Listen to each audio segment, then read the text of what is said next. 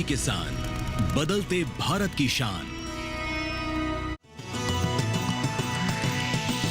DD किसान, बदलते भारत की शान।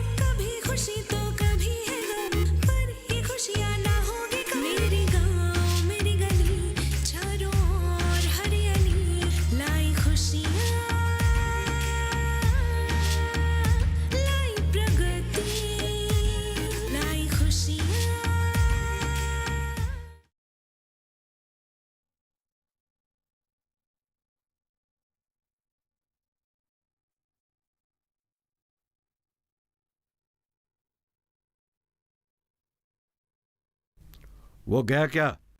नहीं, वो बोल रहे थे मुखिया जी ने रुकने के लिए कहा है। कल ग्राम सभा में इस बात को लेकर कुछ विचार करेंगे। अरे ग्राम सभा क्या विचार विमर्श करेगा?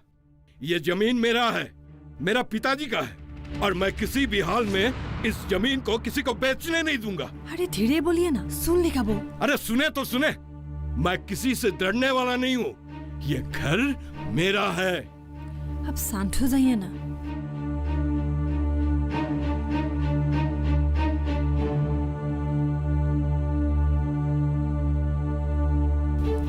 जो भी हो, वो हमारे मेहमान हैं और मेहमान के साथ बुरा बर्ताव नहीं कर सकते हैं ना। शहर के बाजार से मछली लाया हूँ, तल के रख देना, उसके जाने के बाद हम लोग खाएंगे। सुनिए ना, दोपहर को भी दाल चावल ही खिलाए हैं। थोड़ा सा मछली खाने दीजिए ना, जरूरत पड़ी तो नमक थोड़ा कम डालेंगे। गरीब लोग नमक कम ही खाते हैं। मछली लेकिन सिर्फ एक टुकड़ा ही देना, 2 टुकड़े देकर प्यार जताने की कोई जरूरत नहीं है। अच्छा ठीक है। अभी कहाँ है वो? मैंने उसे थोड़ा आराम करने के लिए कहा। कितने दूर से आया है बेचारा। आपको मालूम है, वो दिल्ली से गुवाहाटी तक एरोप्लेन से आया है और गुवाहाटी से यहाँ तक गाड़ी भाड़ा करके आया है। अच्छा जो भी हो, उसे बुलाओ क्या, 2 बातें कर लीजिए। मुझे उससे बात करने की जरा भी मन नहीं है। मेरा खाना परोस के रखना, मैं रात को आके खाऊंगा।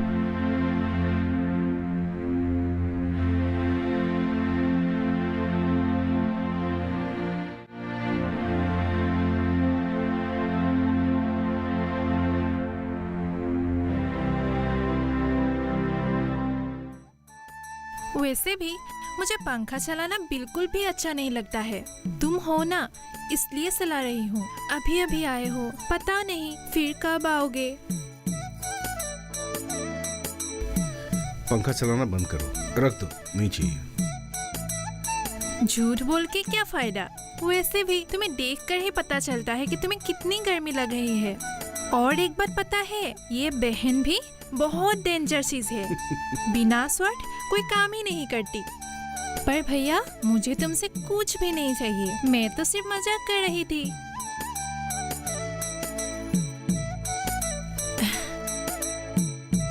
अपने भैया को शांति से खाना खाने दे। तू क्यों इतना बकबक कर रही है? मैंने तो कुछ भी नहीं बोला, मैं तो सिर्फ बोल रही थी कि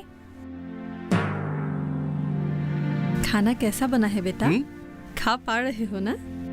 मछली हमारी जुड़ी ने बनाई है। हाँ, बहुत ही स्वादिष्ट बनाए हैं आंटी। साची। अरे तू क्यों हंस रही है? हमारी माँ को पहली बार किसी ने आंटी बोला है। बहुत स्वादिष्ट बनी है। जुड़ी बढ़िया है, अभी का और दोपहर का भी। वैसे साची, दिल्ली पे तो हम लोग बाजार से मछली खरीद के खाते हैं, यहाँ तो घर का मछली है, स्वाद तो होगा ही। अरे नहीं नहीं, ये घर की मछली नहीं है, तुम्हारे चाचा बाजार से लेकर आए हैं। आप लोगों के घर के पीछे में एक तालाब देखा था, लेकिन वहाँ पर मछली नहीं है। पर साची, उस तालाब में आप लोग मछली पाल सकते हैं, और सुना है इस गांव में बाढ़ भी नहीं आते हैं। अरे वो तालाब तो बहुत गंदा है, मछली बड़े होते ही नहीं, और मछली पालने के लिए हमारे पास पैसे भी कहाँ हैं। अब तुम्हारे आगे क्या शर्माना, किसी तरह से 2 वक्त की रोटी खाकर जी रहे हैं। घर में कोई है? भाभी? आरती मौसी आई है।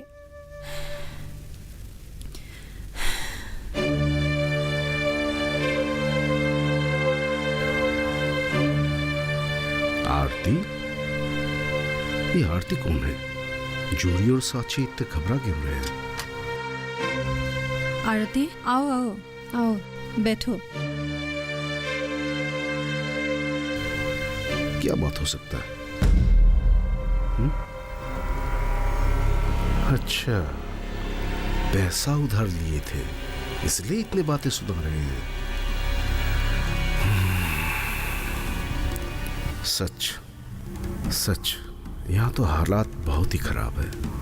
और पापा, अगर इस जमीन को भी बेच दिया जाए तो। Let's see.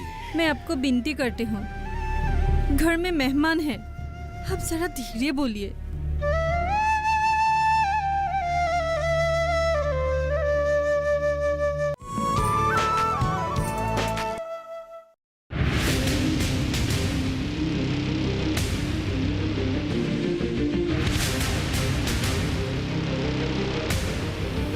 जब तपती है धरती, सूरज उगलता है आग, ठंड में जब सर्दी जमा देती सबके हाल, सब छुप जाते अपने अपने घरों में, तब बाहर निकलता सिर्फ एक इंसान, भरने के लिए हम सबका पेट, खून को पसीने की तरह देता बहा, थक जाता, झुलस जाता, हो जाता बीमार, तब उसकी सेहत का ध्यान रखता सिर्फ डीडी किसान।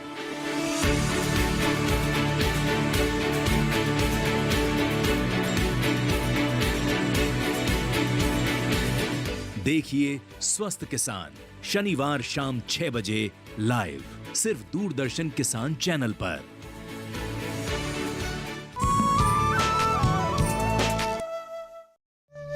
दरअसल तुम्हारे पिता के ऊपर सारा गांव गुस्से में है। असल में गुस्से नहीं, नाराजगी है। तुम्हारे पिता की माता पिता नहीं था, इसलिए पूरे गांव तुम्हारे पिता को बहुत प्यार करता था, और पढ़ाई में भी वो बहुत आगे था। पूरे गांव वाले की आंच तुम्हारे पिता पर था, और जब तुम्हारे पिताजी का रिजल्ट आया, पूरा गांव उत्सव बनाया था। किताब खरीदने के लिए, एडमिशन लेने के लिए पूरा गांव मिलकर पैसा इकट्ठा किया था, और सबसे ज्यादा त्याग तो तुम्हारा सासा जी ने किया था, मतलब हरण के पिता ने। तुम्हारे पिता को अच्छा आदमी बनाने के चक्कर में वो अपना बेटा को पढ़ाया ही नहीं। पर ये सब आप मुझे क्यों बता रहे हैं? बाद में तुम्हारे पिताजी ने नौकरी करने के लिए दिल्ली चला गया था, और हम सब गांव वालों को भूल गया।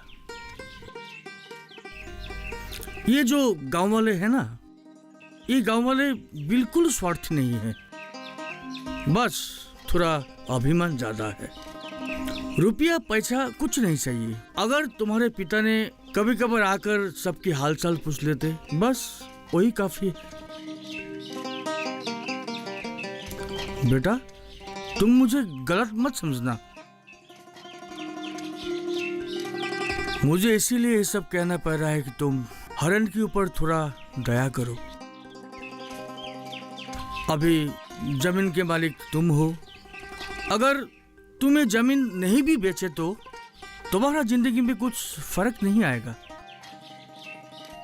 वो जैसे तैसे खाकर जीने वाला हरण के परियाल को क्या होगा? मुझे थोड़ा सा वक्त दीजिए, पापा से बात करता हूँ। आज शाम 3 बजे मेरा घर पे एक ग्राम सभा का मीटिंग दिया हुआ है। हो सके तो तू आना वहाँ पे। हो सके नहीं, तेरे को आना ही पड़ेगा। ठीक है। अच्छा, मैं चलता हूँ। जी। तू सोच ले इस बारे में थोड़ा। हाँ?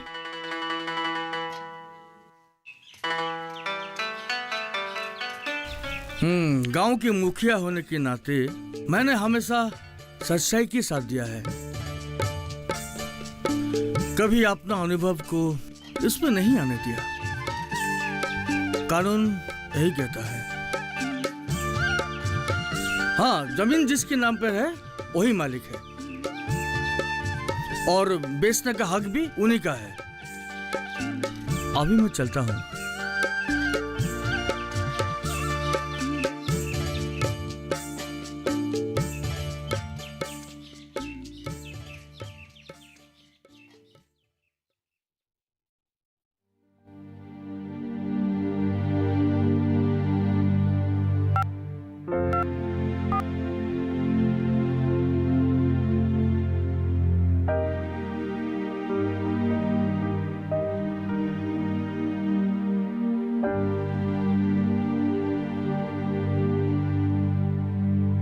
हाँ बोल, कहाँ पे है तू?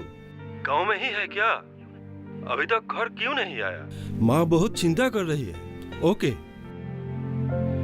तुमने गांव नहीं देखा तो 2-4 दिन घूम के आओ, फिर भी तो जल्दी वापस आना। आ रहा हूँ। तुझे इन झमेला में पड़ने की कोई जरूरत नहीं है, मैं सब संभालूंगा। पापा, गांव आके मुझे आपका और एक रूप का पता चला। आप इतने दिनों से जो रूप हमसे छुपा के रखे थे। हाँ, क्या बोल रहा है तू?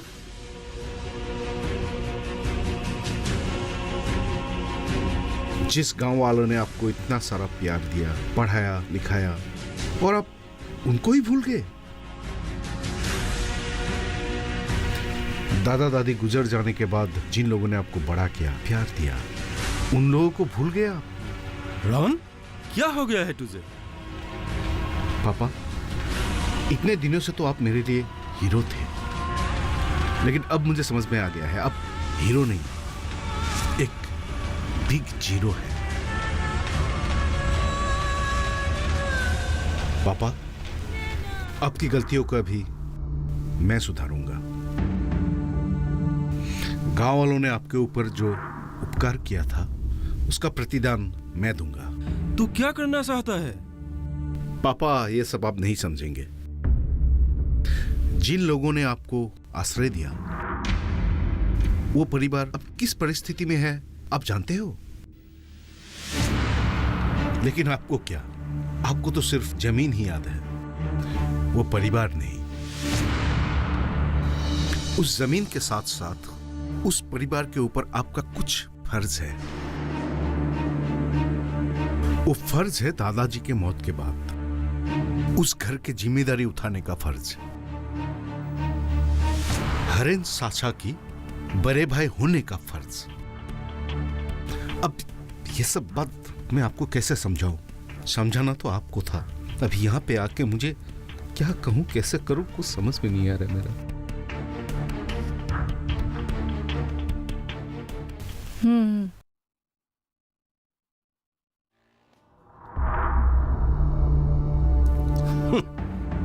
क्या क्या मेहमान नवाजी किया तुम लोगों ने? अभी क्या मिला? सांप को दूध पिलाया है तुम लोगों ने। मुखिया क्या बोल रहा है पता है? वो जमीन मेरी नहीं है। कहाँ है वो? कहाँ गए वो? भैया गांव घूमने गए हैं। भैया? तेरे इस भैया ने हमें भिखारी बना के छोड़ेगा। आने दो उसे, मैं अभी का अभी उसे इस घर से बाहर निकालता हूँ। जिस थाली में खाया उसी में छेद।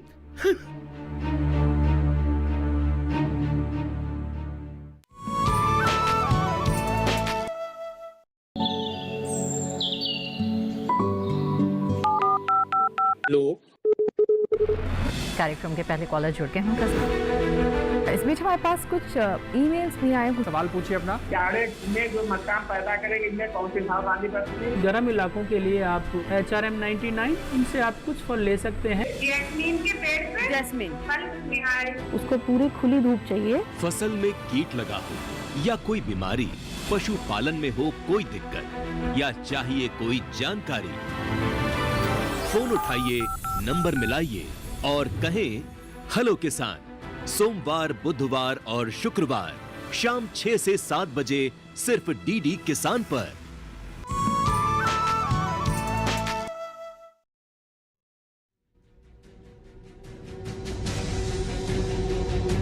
जुड़ी, क्या हुआ? कुछ हुआ क्या? भैया भैया तुम यहीं रुको, घर पर मत जाओ। पिताजी आज बहुत गुस्से में हैं। तुम चिंता मत करो, चलो। नहीं भैया तुम यहीं रुको, तुम्हारा बैग में चुपके से आकर दे जाऊंगी, पर तुम घर मत आना। मैंने कहा ना चिंता मत करो, चलो ना। मैं तुम्हारा भैया हूँ, अपने भैया पर भरोसा रखो। तुम पे भरोसा है भैया, तो? लेकिन पिताजी पर नहीं है। पता नहीं क्या करेंगे वो आज। सब कुछ ठीक हो जाएगा। बस एक बात हमेशा याद रखना, बुरे वक्त हर किसी की जिंदगी में आते हैं। अगर हम कोशिश करें तो ये बुरे वक्त अच्छे समय में बदल सकते हैं।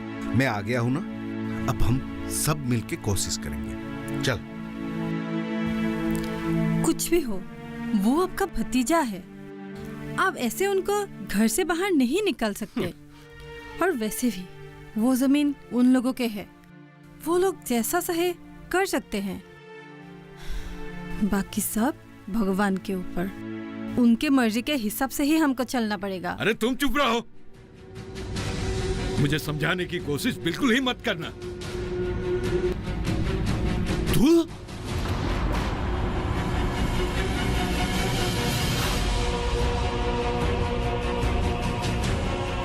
तू चाहे जितना भी कोशिश क्यों न कर ले, मैं इस जमीन को बेचने नहीं दूंगा।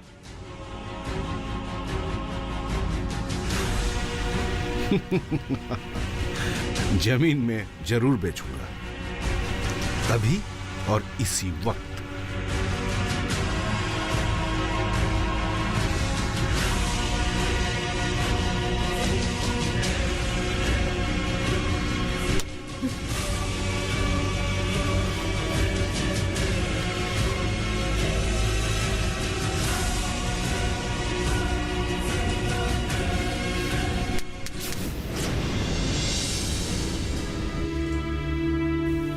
जमीन के कागजात तैयार करके लाया हूं, लेकिन अभी बस खरीदने वाले बदल गए हैं। जुड़ी, तेरे पास 1 रुपया होगा? हाँ। देना।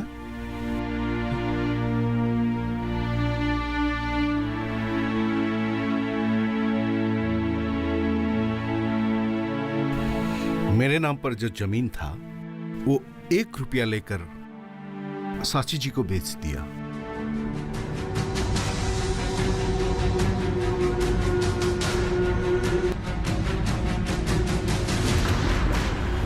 ये लीजिए।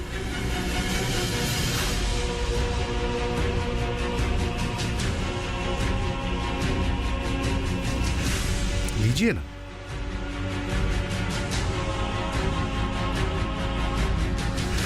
मैंने साइन कर दिया है। बाकी काम मुखिया जी से मिलकर आप कर लीजिए। पूरे कायदे से उस जमीन की मालकिन अब साची जी है।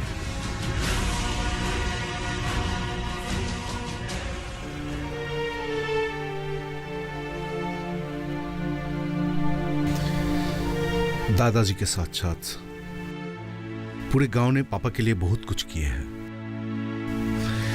लेकिन पापा सब कुछ भूल चुके हैं।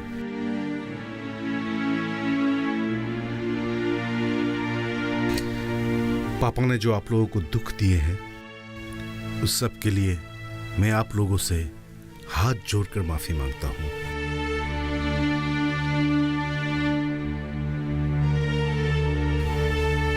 दीजिए।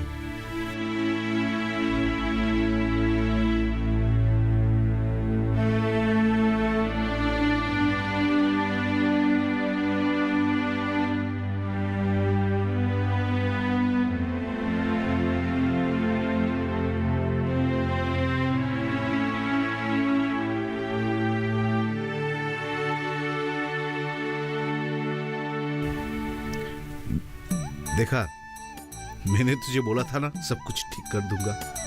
हो गया ना अभी ठीक? मैं थोड़ा सा फ्रेश हो लेता हूँ, बहुत गर्मी लगी है। ठीक है।